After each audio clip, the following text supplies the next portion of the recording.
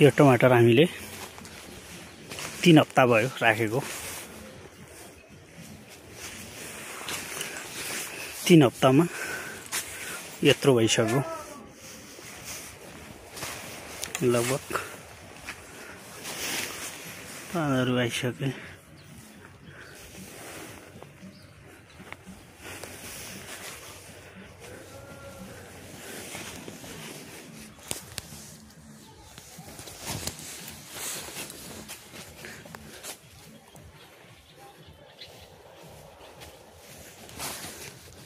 यताको 4 हप्ता।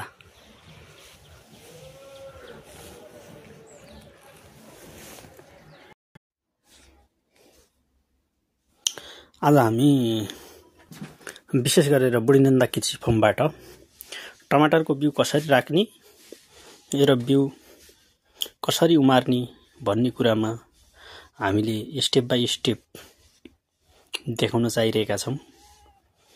र यो बिउ राख्दा धेरै कुरामा ध्यान दिनुपर्छ। पहिला ग्रीन हाउसहरु बनाउने, अलि चिसो समय भएको हुँदा तातो बनाउने। त्यही भएर हामी बिउ राख्ने तरिका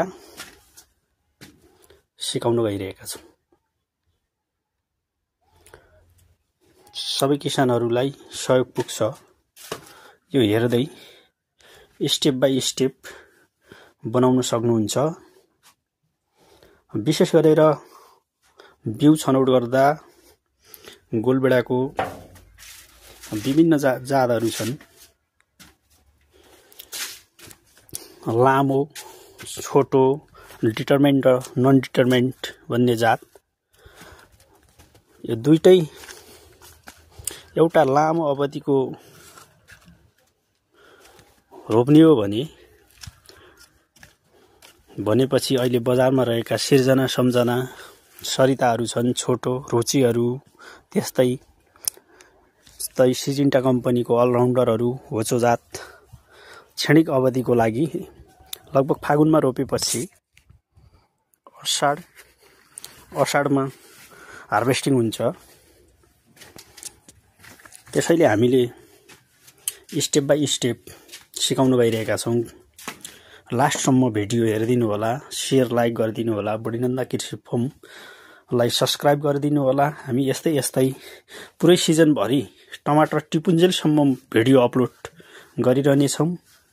बुढीनन्दा कृषि फर्मलाई लाइक सब्स्क्राइब गरिदिनु होला सबै साथीहरुले। हामी अब स्टेप बाइ स्टेप गर्दै गइरहेका छौं। टमाटर खेती गर्ने सबै किसानहरुलाई सहयोग पुग्छ। हामीले आज यो कोकोपिट भिजाएर बिउ टमाटरको बिउ ट्रेमा राख्नला। यो कोकोपिट यसरी भिजाउने पहिलो म स्टेप बाइ स्टेप बताउँदै जान्छु।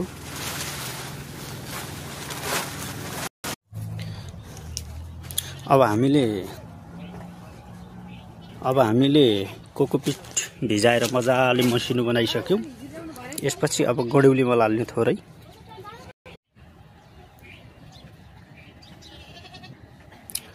हामीले अब गडौली मल हाल्दै छौं। यो कोकोपिट राम्रोसित हामीले मसिनो बनाइसकेका छौं। अब गडौला मल हाल्छौं है। यसपछि गडौला मल पनि मिसाइसकेका छौं। हामीले अब यसमा सेडोमोनास र माइक्रोराइजा भनेको बोट बिरुवालाई शक्ति दिनलाई, जरा फैलाउँछ। सेडोमोनास माटोमा भएका विभिन्न रोगहरू मार्नको लागि। अब हामी माइक्रोराइजा र सेडोमोनास पनि अलिकति मिक्स गर्छौं। हेर्नुस्, हामीले यो सेतो सेडोमोनासहरु हामी हालिरहेका छौं। अब यसलाई पुरै मिक्स गरिदिने, पुरा मिक्स गर्ने।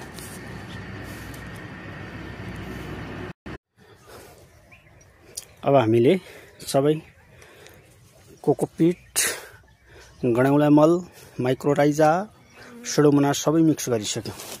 अब हामी हाल्छौं। यहाँ छ ट्रेहरू। अब हामी यसमा कोकोपिट भर्ने। यहाँ छ, यसमा अब कोकोपिट भर्नुपर्छ। अब हामीले यसरी कोकोपिट भर्यौं। केही छिनपछि हामी यसलाई अब टमाटरको बिया हाल्छौं।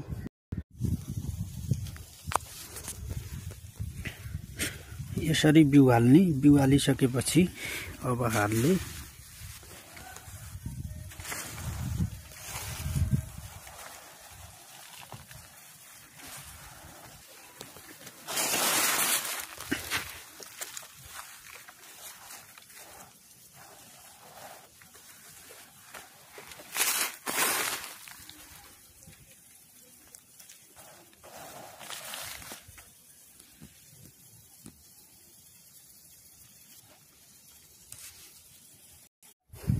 अब हामीले सबै बिउ हालिसकेका छौं। बिउ हालिसकेपछि अब यसलाई चिसो नपुग्न सक्छ पानीको मात्रा। एकछिन थोरै पानी हाल्दियौं। पानी हालिरहेका छौं।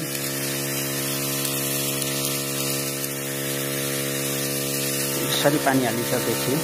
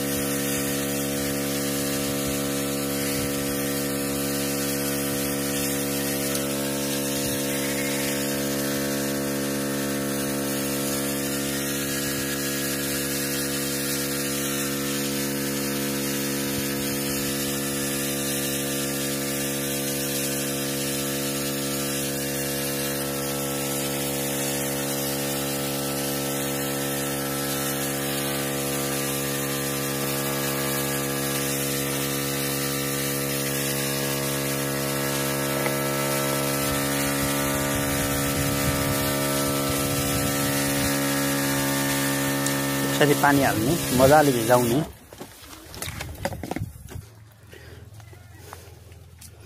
यसरी राख्ने। बिउ सबै हालिसकेपछि यसरी सानो ठाउँ बनाएर एकदम तापक्रम धेरै भएको ठाउँ उगाएर यसपछि एकदम चाँडो उम्रिन्छ भनेपछि यसरी जुटको बोरा माथिबाट भिजाएर छोपिदिने।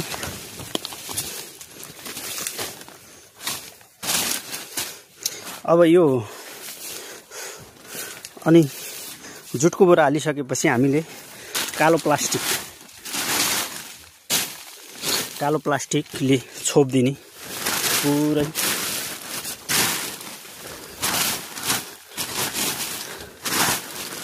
कालो प्लास्टिकले छोपिदिने। यसरी छोपिदियौं। अब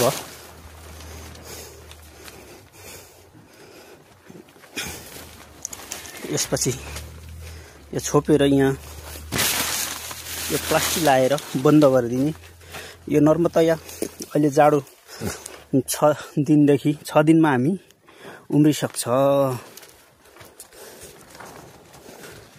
उम्रिसकेपछि हामी यसरी छरिदिने। यस्तो हुन्छ। केही दिनपछि लगभग 10 दिनमा यस्तो निस्किन्छ।